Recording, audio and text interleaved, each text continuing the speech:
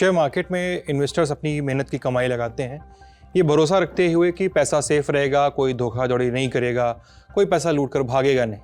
लेकिन हाल में शेयर बाजार में एक विदेशी कंपनी जेन स्ट्रीट ने निवेशकों के इस भरोसे को झकझोर दिया। सवाल उठ रहे हैं कि उन पर जिन पर जिम्मा था कि मार्केट की रखवाली करें, वो ये देखें कि कोई कहीं पैसा इधर उधर तो नहीं पार कर रहा है।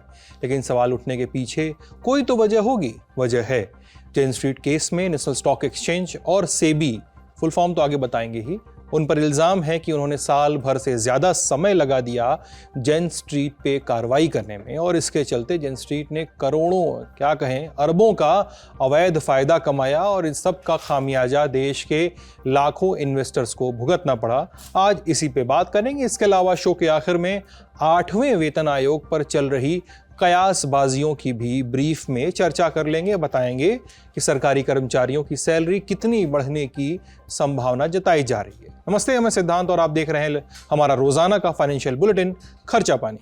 Brought to you by Bajaj Freedom, Mrs. Bectors and Sharda University.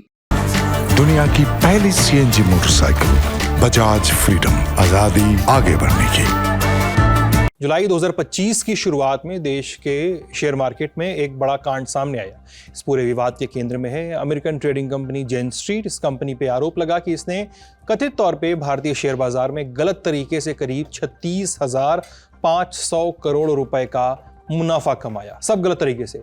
खबर सामने आई तो मार्केट में पैसा लगाने वाले इन्वेस्टर्स और मार्केट के रेगुलेटर्स यानी नियामकों, उनके बीच हड़कंप मचा। लेकिन अब इस मामले की कुछ और परतें सामने आई हैं और परतों को समझने के लिए दो पक्षों को जान लीजिए। जानते होंगे फिर भी हम बता रहे हैं। पहला पक्ष NSE यानी नेशनल स्टॉक एक्सचेंज, भारत का प्रमुख शेयर मार्केट, और दूसरा सेबी यानी securities and exchange board of India.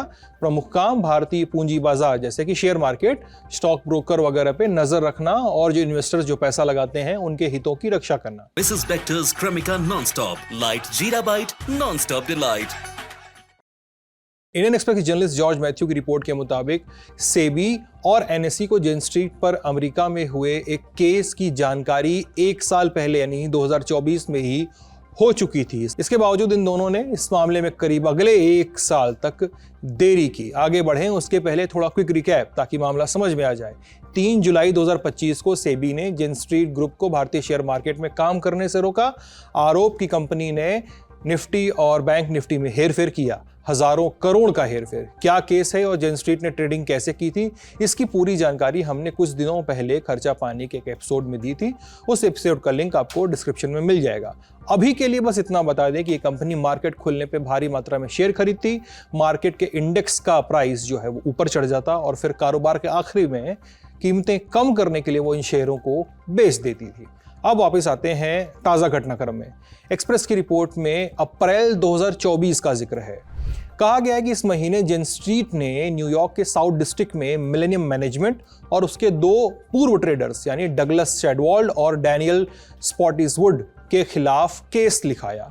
Gen street ने इल्जाम लगाए थे कि इन ट्रेडिंग कंपनियों ने जेन स्ट्रीट की ट्रेडिंग स्ट्रेटजी जो है वो चुरा ली है। मतलब मार्केट में जेन स्ट्रीट कैसे काम करती है उसको चुरा लिया, उसका उस टेक्निक को। खास बात यह थी कि यहां जिस मार्केट स्ट्रेटजी की बात हो रही थी वो भारत के ऑप्शंस मार्केट से जुड़ी हुई थी।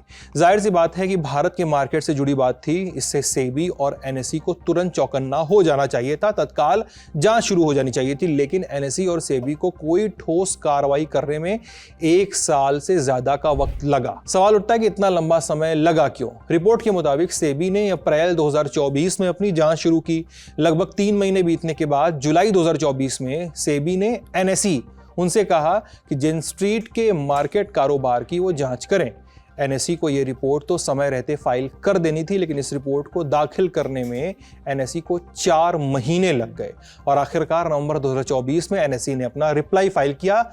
अब इस 4 महीने के दरमियान जेन स्ट्रीट की कालाबाजारी वो अपनी चल रही थी। इसके बाद NSE को एक्शन लेने में 2 महीने और लग गए। 6 फरवरी 2025 को NSE ने आखिरकार जेन स्ट्रीट सिंगापुर और उसकी भारतीय कंपनी JSI इन्वेस्टमेंट्स उनको एक वार्निंग लेटर जारी किया था। इसमें कहा गया कि जेन स्ट्रीट लगातार ऐसे व्यापारिक पैटर्न अपना रही है जिससे बाजार की निष्पक्षता को खतरा है, खासकर इंडेक्स एक्सपायरी के दिनों में।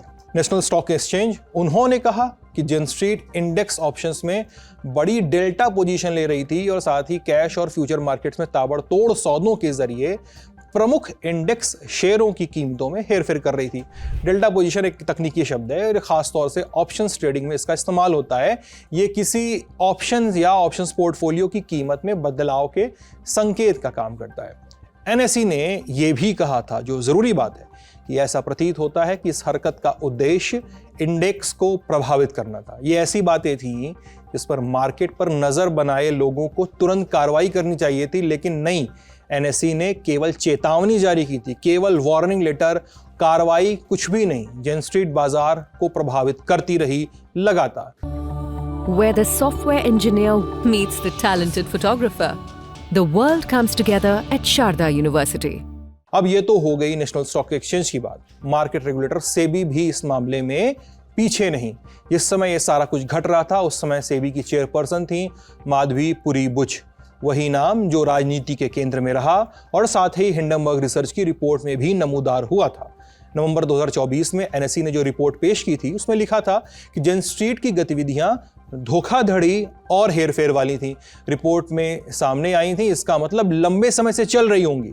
लेकिन सेबी ने बुच के कार्यकाल के दौरान जेन स्ट्रीट पर कोई ठोस कार्रवाई नहीं की। सेबी की मुखिया फरवरी 2025 में, वही पुरी बुच, वो 2025 में रिटायर हो गई थी फरवरी में, और 1 मार्च को तुहिनकांत पांडे ने सेबी की कमान संभाल ली थी। फरवरी के ही महीने में जेन स्ट्रीट को वो वार्निंग दी गई थी जिसका तो कुछ देर पहले मैंने जिक्र किया। अब उसको जेन स्ट्रीट ने दरकिनार कर दिया, इग्नोर कर दिया, लेकिन सेबी ने फिर भी कोई ठोस एक्शन नहीं लिया।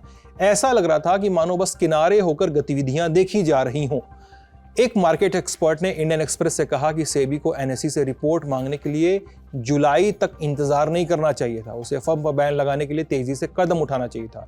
बहरहाल कुछ दिन बीतने के बाद सेबी और एनएसई इन दोनों ने अंततः स्वीकार किया कि बाजार में भारी हेरफेर की गई थी।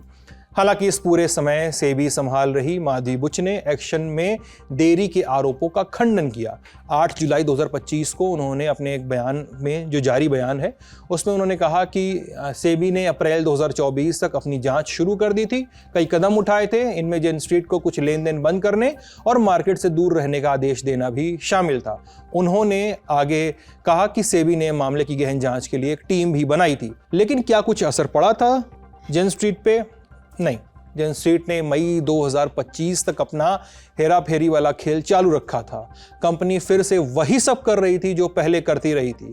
सेबी और एनएसई के पास तब तक कार्रवाई करने के लिए पर्याप्त सबूत थे, फिर भी ऐसा नहीं हो रहा था और आखिरकार जुलाई 2025 में सेबी ने सख्ती बरती, लेकिन तब तक नुकसान हो चुका था और जेन स्ट्रीट भारी मुनाफा कूट चुकी थी। जब भी आप कोई फाइंडिंग करते हो उसको 1 बार 2 बार कई तरीकों से जो है उसे पुष्ट किया जाता है कि हाँ ये 3-4 तरीके हैं। जैसे कि जब भी हम डॉक्टर के पास जाते हैं वो भी कई रिपोर्ट की जांच करते हैं, उसके बाद कंक्लूजन पे आते हैं। तो एक निश्चित रूप से एक समय तो लगता है इसमें, लेकिन ये जो है थोड़ा संदेहपूर्ण होगा कि अगर बहुत लंबा एलोंगेशन हो जाता है तो थोड़ी संदेह के दायरे में आते हैं। लेकिन चूंकि ये फाइनेंशियल ट्रांजैक्शंस हैं और ये बहुत बड़े स्तर पर ट्रांजैक्शंस होते हैं, उन सारे ट्रांजैक्शंस को कोलेट करना, एक जगह लाना और उसमें से फिर कंक्लूजन निकालना, चूंकि हम लोग खुद फाइनेंशियल मार्केट में हैं, काफ़ी डिफ़िकल्ट होता है और काफ़ी कहने की प्रिसीजन की ज़रूरत पड़ती है इसमें।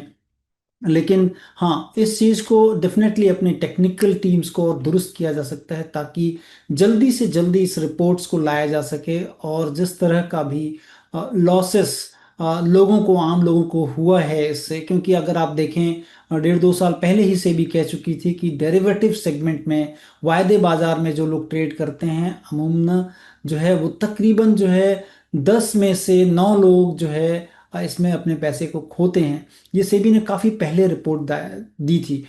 उसके बावजूद भी आप देखें कि मार्केट और वो एक लोगों में शायद ये जेन स्ट्रीट होगा जो कि मार्केट को मैनिपुलेट कर लेता है। हालांकि सिर्फ ढिलाई को ही एक बहाना नहीं बनाया जा सकता है। ब्लूमबर्ग है, वहां पे छपी मेनका दोषी की एक रिपोर्ट कहती है कि सेबी और एनएसई के अधिकारी साल भर जेन स्ट्रीट के अरबों ट्रांजैक्शंस और उनके ट्रेडिंग के पैटर्न को जांच कर रहे थे, एक एक करके देख रहे थे।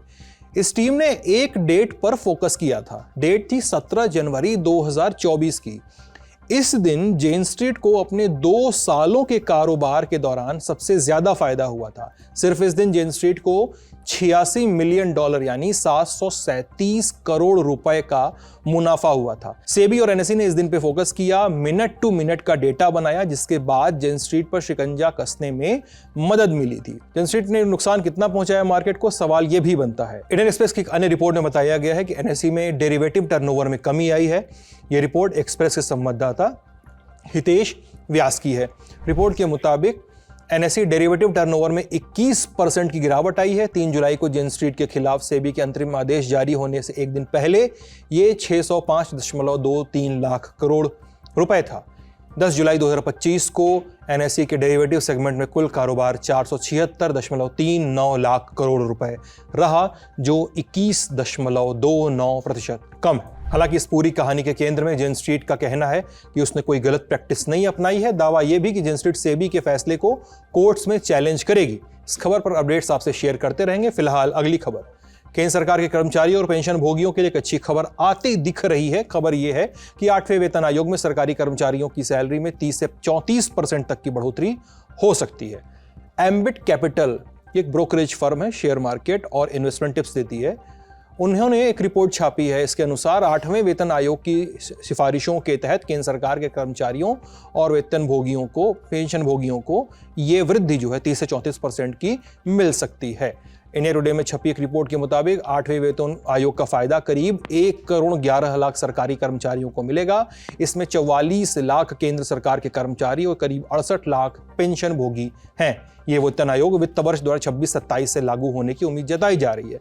ध्यान देने वाली बात है कि अभी तक आयोग के अध्यक्ष और सदस्यों की नियुक्ति ही नहीं हुई है, जिससे इसकी रिपोर्ट और सिफारिशों में देरी होगी, जो कि जाहिर है। 7वां वेतन आयोग जनवरी 2016 में लागू हुआ था। आज के खर्चा पानी में इतना ही। इसे लिखा था हमारे साथी प्रदीप यादव ने। आप अपना ख्याल रखिएगा, स्वस्थ रहिएगा। बहुत बहुत शुक्रिया।